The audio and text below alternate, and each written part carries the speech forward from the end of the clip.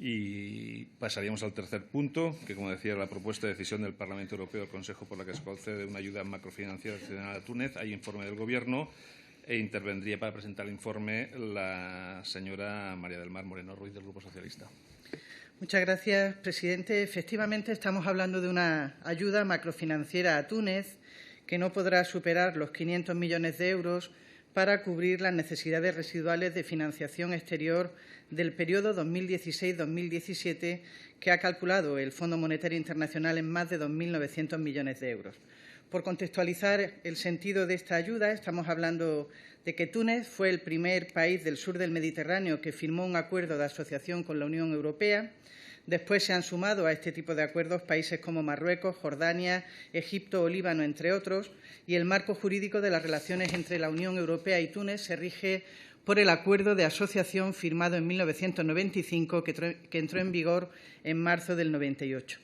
Es verdad que, aunque el camino de Túnez hacia la democracia plena no está exento de escollos y persisten, sin duda, incertidumbres muy significativas, también es verdad que el país ha adoptado medidas muy importantes en pos de la reforma política y, en este contexto, Túnez tiene que cumplir las condiciones de política económica a las que se supedita la concesión de esta ayuda macrofinanciera a terceros países. Especialmente tiene que respetar la democracia, los derechos humanos, el Estado de Derecho y el hecho de ser un país con el que la Unión Europea mantiene unas estrechas relaciones políticas y económicas. A nadie se nos escapa que el principal objetivo de esta ayuda se enmarca en la necesidad de mantener la estabilidad financiera, social y política de los países ribereños del sur del Mediterráneo, finalidad que España, como país meridional, evidentemente comparte plenamente. Y la revisión de las políticas de la Unión Europea hacia los vecinos árabes ha subrayado precisamente la necesidad de construir democracias profundas y asegurar el crecimiento y desarrollo inclusivo y sostenible en esta respuesta que constituye la espina dorsal de los acuerdos que se tomaron en torno a la primavera árabe.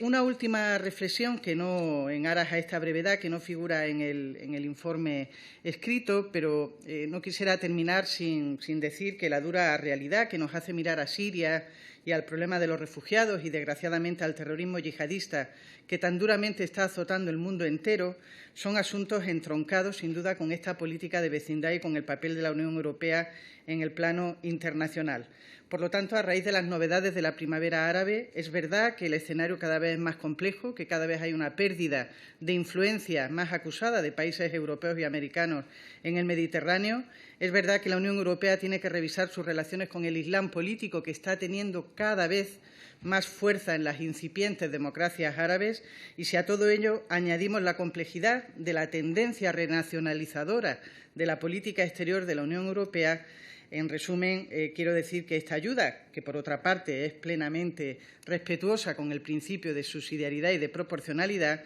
pero esta ayuda no caerá en saco roto si fortalece las relaciones de la Unión Europea con países amigos como Túnez, pero desde luego será un eslabón aislado si no se elabora un nuevo marco estratégico de la Unión Europea hacia el Mediterráneo que tenga en cuenta la complejidad del momento y refuerce la acción común de los 28, que cada vez se echa más de menos. Muchas gracias.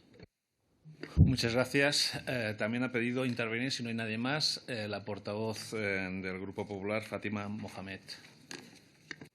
Gracias, presidente. Buenos días a todos y seré muy breve. En principio, decir que estamos de acuerdo con el contenido del informe que ha detallado la senadora Moreno y, entrando por encima un poquito en el fondo del asunto, decir que esta cuestión objeto de debate no es una cuestión menor. Estamos hablando de una ayuda macrofinanciera para cubrir precisamente las necesidades residuales de financiación que tiene Túnez. Como saben sus señorías, no se trata de la primera ayuda de este tipo. Ya en 2014 se aprobó una primera ayuda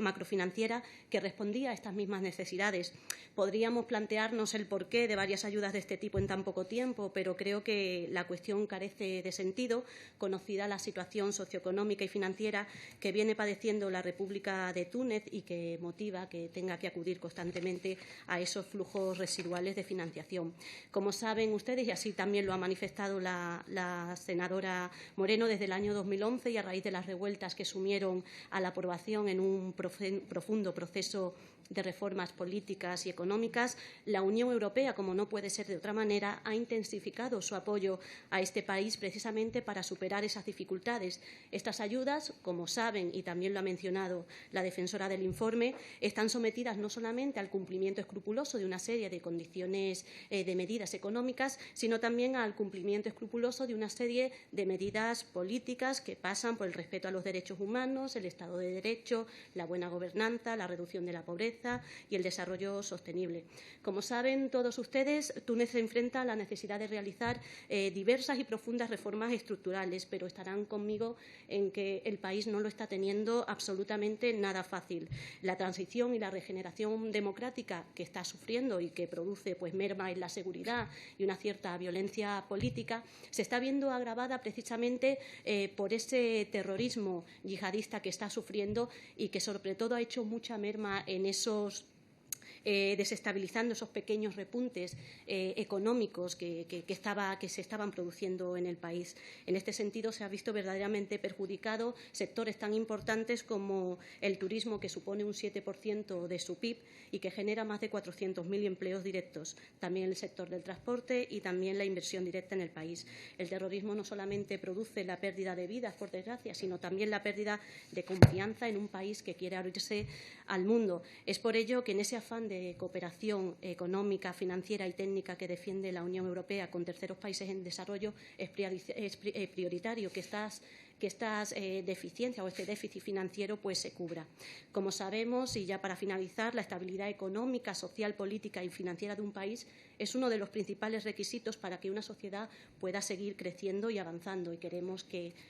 Túnez siga creciendo y avanzando. Además, atendiendo a un principio que para mí es básico, que es el principio de solidaridad, tan demandado en estos tiempos tan belicosos y tan conflictivos, debemos seguir fomentando la oportunidad de aquellos territorios que, como Túnez, quieren seguir abriéndose a un mundo y que están demostrando querer continuar desarrollándose en un clima de democratización y regeneración política. Por tanto, suscribimos el informe de la ponente en el sentido de que consideramos que esta propuesta no vulnera el principio de subsidiariedad, ya que la consecución de los objetivos que plantea esta ayuda sería inviable si se hiciera individualmente